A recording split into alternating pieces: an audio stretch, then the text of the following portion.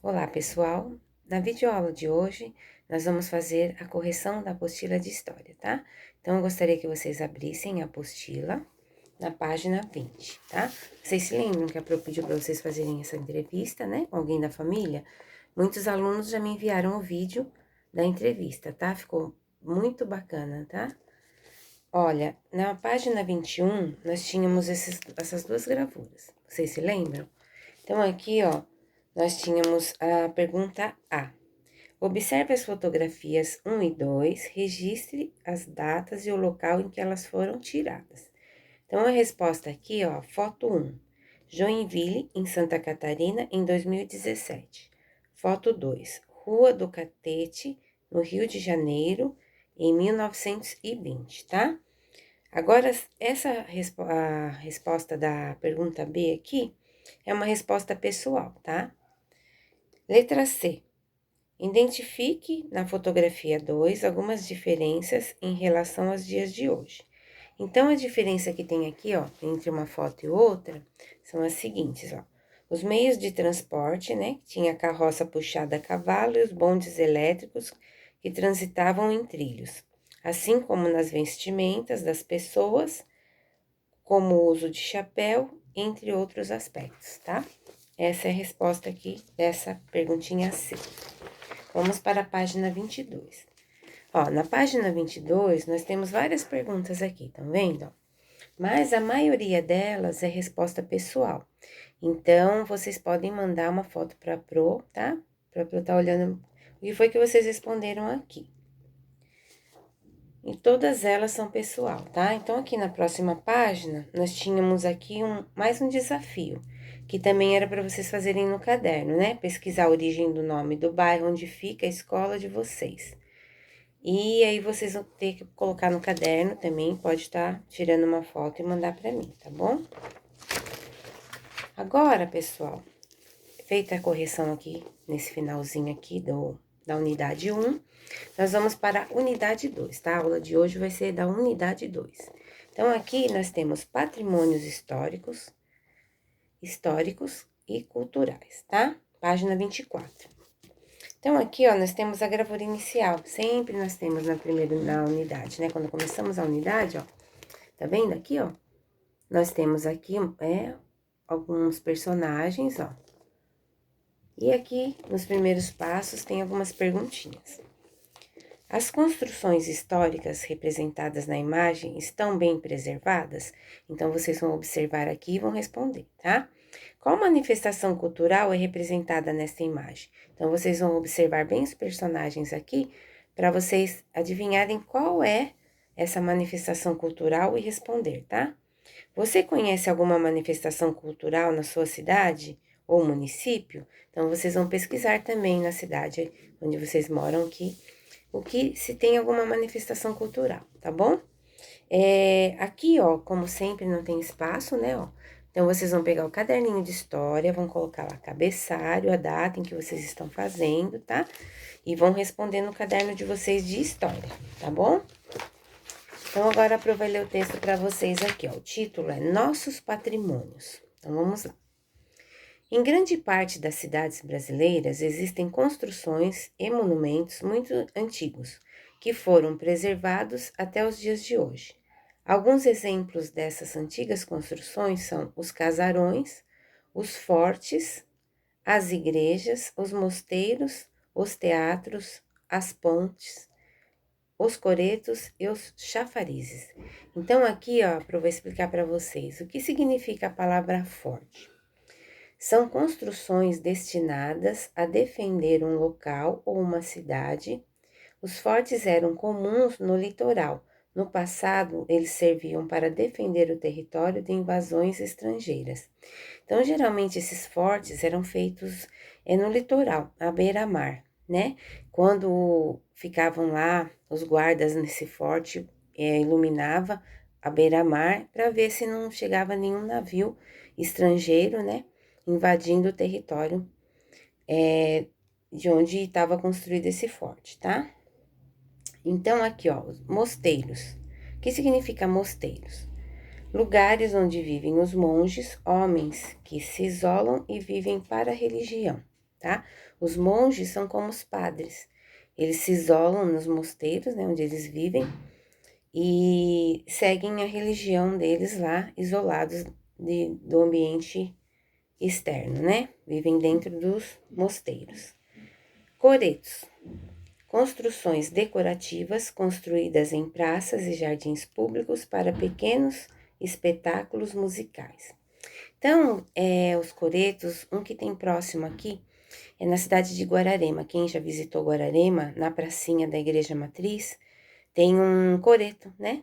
É uma construção, né? No meio do jardim, tem uma escadinha, você sobe lá, como se fosse um palco de apresentação, né? E serve como decoração, né, dos jardins e onde tinha pequenos espetáculos musicais. As pessoas subiam lá como se fosse um palco para tocar, né? E as pessoas que estavam no jardim passeando podiam assistir o espetáculo. Ó, diversas dessas construções são reconhecidas como patrimônios históricos e é responsabilidade do governo preservá-las, para que não sejam destruídas ou descaracterizadas. Esses patrimônios são transformados em lugares públicos que todos podem visitar. Os patrimônios históricos representam parte da memória coletiva dos lugares e por isso é muito importante preservá-los. Aí nós temos um exemplo aqui, ó, também dessa gravura, é um chafariz, tá?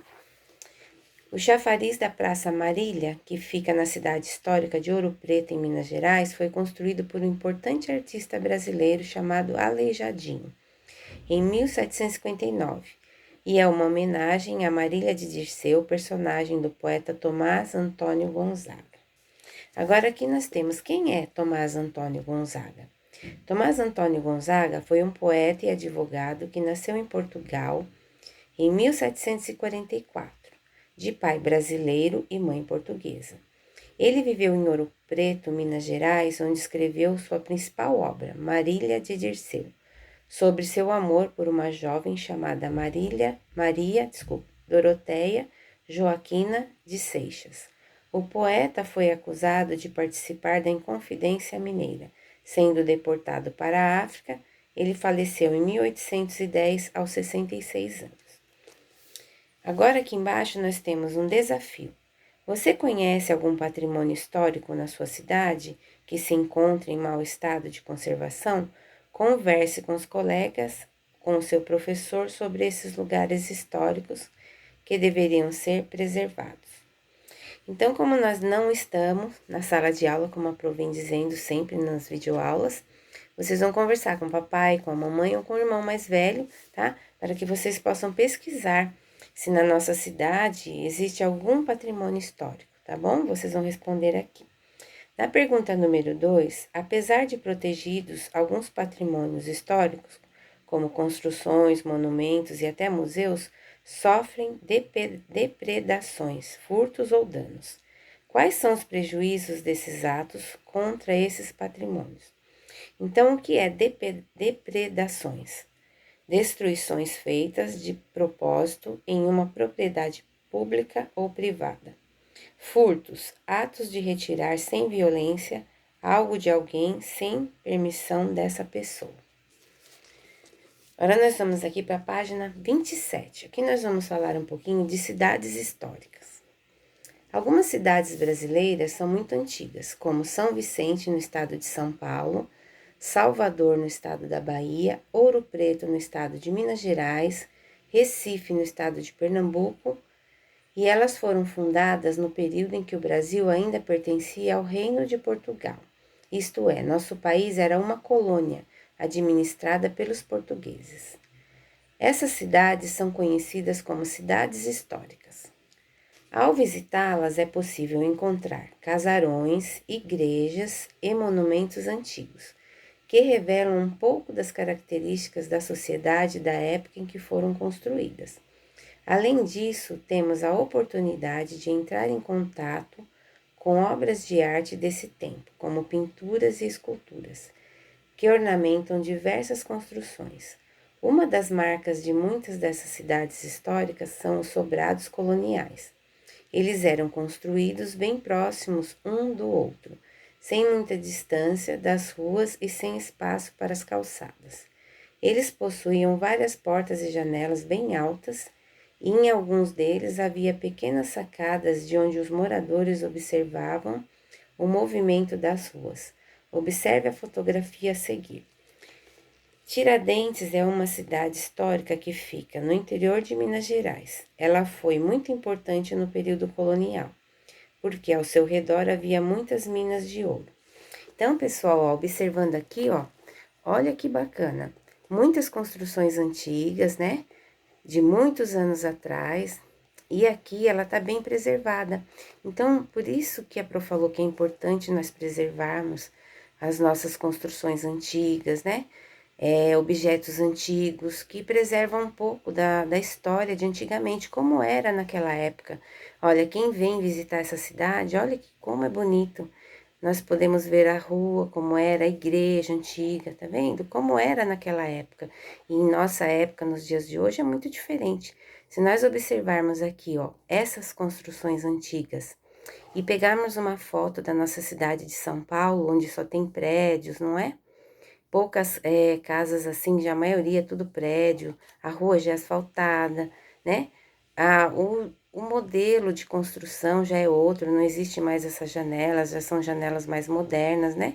Então, se nós não tivéssemos essas gravuras, essas construções preservadas, nós não iríamos conhecer, né, de perto como era naquela época. E como as construções aqui elas estão bem preservadas, nós temos a chance de visitar um lugar como esse e que a gente vai ver como era lá no passado, não é? As construções bem de pertinho. Então é muito bom nós podermos visitar um lugar como esse, não é? Para nós conhecermos a história, como era antigamente, né? E como foi evoluindo e como foi modificando as construções até os dias de hoje, não é mesmo? Então, aqui por essa foto aqui, ó, vocês podem observar muitas coisas daquela época, tá bom? Aqui, ó, temos um jogo rápido. Vamos lá. Primeira pergunta. Você já conheceu uma cidade histórica? Então, vocês vão responder aqui sim ou não, tá? Número 2. Na sua cidade, existe algum bairro que concentre muitas construções antigas? Sim ou não? Vocês vão responder aqui também, tá? Então, para quem não teve oportunidade de visitar um lugar como esse, vocês podem entrar na internet. Hoje nós temos essa oportunidade, né? De colocarmos o nome de uma cidade que nós gostaríamos de conhecer, saber como ela era antigamente. Então, a gente pode ver através da internet, né, o histórico de lá, desde como era há muitos anos atrás e como está no dia de hoje. Então, é interessante que vocês consultem, né, na internet, para que possam ver como mudou, né, de lá para cá. Página 28 agora, nós vamos falar sobre reconhecimento dos patrimônios. Em cada época, a sociedade seleciona o que ela pretende deixar como memória de seus feitos para as gerações futuras. Por exemplo, muitas pessoas têm o costume de tirar fotografias. Como você já sabe, esse é um meio de registrar alguns momentos e aspectos da nossa vida para outras pessoas no futuro. Muitos outros momentos deixaram de ser registrados, mas eles também são importantes para a nossa história de vida. Assim também ocorre com os patrimônios. Mesmo aqueles que não são reconhecidos constituem importantes fontes para o estudo de um período passado, porque alguns documentos e registros do passado são reconhecidos como patrimônios históricos e outros não. Alguns órgãos são responsáveis pelo registro e o reconhecimento dos patrimônios históricos e culturais brasileiros. O Instituto do Patrimônio Histórico e Artístico Nacional, IPAM, é importante instituição do governo federal que cuida dessa questão. Um exemplo de um bem tombado pelo IPAM é a Vila Ferroviária de Paranapiacaba, inaugurada em 1867, por onde passava a ferrovia que fazia o transporte de passageiros de café para o Porto de Santos. Até por volta de 1960, os trens eram um meio de transporte importante no Brasil. Depois eles foram substituídos por outros, como o metrô, os ônibus e os caminhões. A vila construída em torno dessa ferrovia simboliza o momento de expansão da cultura cafeeira nos estados do Rio de Janeiro e de São Paulo. Existem ainda na vila as casas e construções dos moradores que trabalhavam na ferrovia. Olha, esta é uma fotografia da estação ferroviária de Paranapiacaba, em São Paulo, ó. Tá vendo? Aqui nessa foto ainda tem algumas construções antigas, né? Nessa estação. Agora temos aqui mais um jogo rápido. Observe a fotografia acima. Podem ser considerados patrimônios históricos? Aí tem as alternativas. Apenas a ferrovia, apenas as edificações, tudo que pertence à vila de Paranapiacaba. Vocês vão colocar um X, tá? Na alternativa que vocês acham correta. Por que essa vila é considerada um patrimônio histórico? Então, vocês vão pesquisar aqui no texto, tá? Que a Pro acabou de ler. Vocês vão encontrar a resposta aqui. Agora, na página 29, nós vamos continuar o texto, tá? Existem patrimônios que são importantes para uma grande sociedade, como um país, e outros que têm importância para grupos menores de pessoas, como cidades, vilas ou povos indígenas. Porém, mesmo tendo valor histórico para grupos menores e específicos, os patrimônios revelam a grande diversidade cultural da humanidade. O que é diversidade? Variedade que é diferente e variado.